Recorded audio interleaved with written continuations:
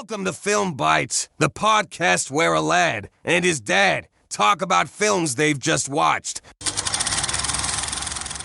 Dungeons and Dragons, Honor Among Thieves. What do you think, Jack? Well, we're a bit late, we have to say. We came across this on, was it Paramount Plus? Yes. It's a strange one because the trailers they weren't good. They were naff. They were very boring. They had fairly generic music being used.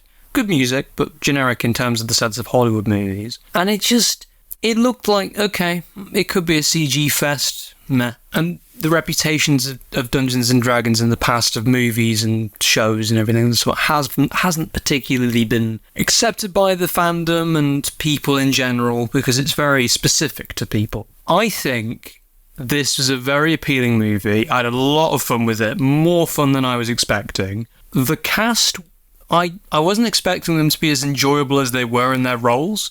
I think that Pine recently hasn't had some particularly amazing roles. This one just felt right with his particular character. I think he was great as this character as well. There were so many line deliveries that just landed, which doesn't usually happen. And it's not just a funny movie as well, it has heart to it. And I think you described it perfectly the other day. It has this 80s sense about it as well. It's almost like an 80s fantasy adventure that's been brought into the modern day with all these CGI fantastical elements and practical stuff as well that's still being used, which I was very happy about. Yeah, exactly. I think you're absolutely on the money when you say this is a film that really didn't sell itself properly from the trailers. Not at all. When I first saw the first trailer, I thought, what a mess this looks. Yeah. It looked like a misbalanced bit of humour with action, and none of it seemed to gel together. And then I saw the second trailer and it was clear that I didn't really see what they were going to do. Yeah.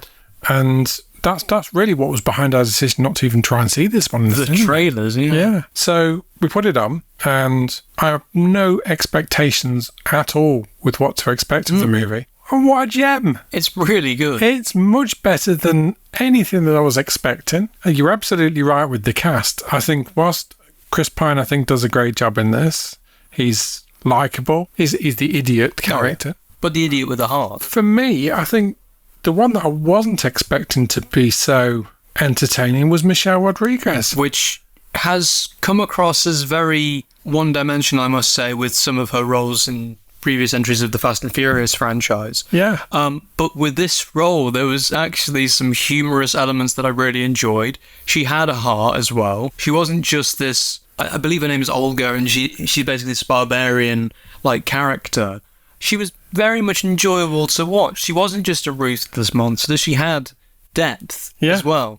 Yeah, it was the deadpan nature of the lines that she delivered. There's a great relationship thing that she does in this film as well, which just makes you chuckle, especially if you're a fan of Lord of the Rings. But more importantly, I think this Dungeons and Dragons movie succeeds in being a Dungeons and Dragons movie. Yeah. I've played this a long time ago when I was sort of in the later part of my school days, and this really had that kind of feel to it. I mean, in my generation, we had the 80s cartoon of Dungeons and Dragons, so that's probably what a lot of people use as a touchstone for that. And it's never really translated, but this one, I think, genuinely gives it that fresh air. It's got the right balance of this kooky humour. It really does riff off the 80s fantasy movies and has this wonderful sort of, it's almost John Hughesy vibe, Princess Bride, that kind of thing, where it's just this likeable fantasy picture.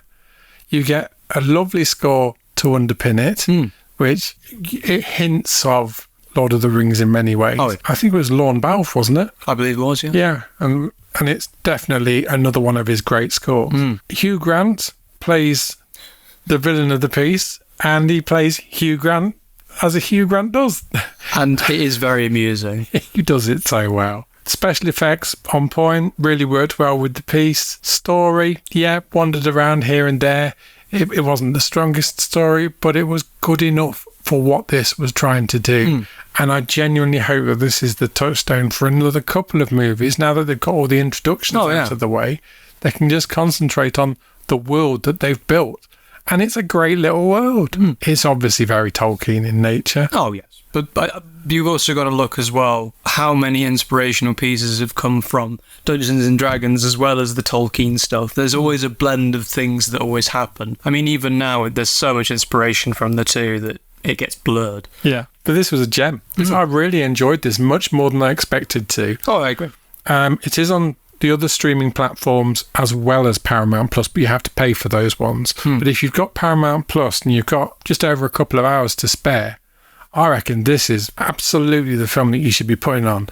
It's just a lot of family fun. There's dark elements to it that are unexpected, but I think it makes it all the more humorous because of it. I've never really been one with the knowledge of Dungeons and Dragons, but I feel like I didn't need to know the knowledge either. So if you're a fan, you'll probably understand references that I didn't, which is fine. I actually didn't mind that because it's very much like I bet they'll like that kind of thing. And it's pleasing as an audience member that doesn't know much, and I'm imagining that it's definitely an audience pleaser for those that know as well. So, Dungeons and Dragons, Honor Among Thieves, watch it.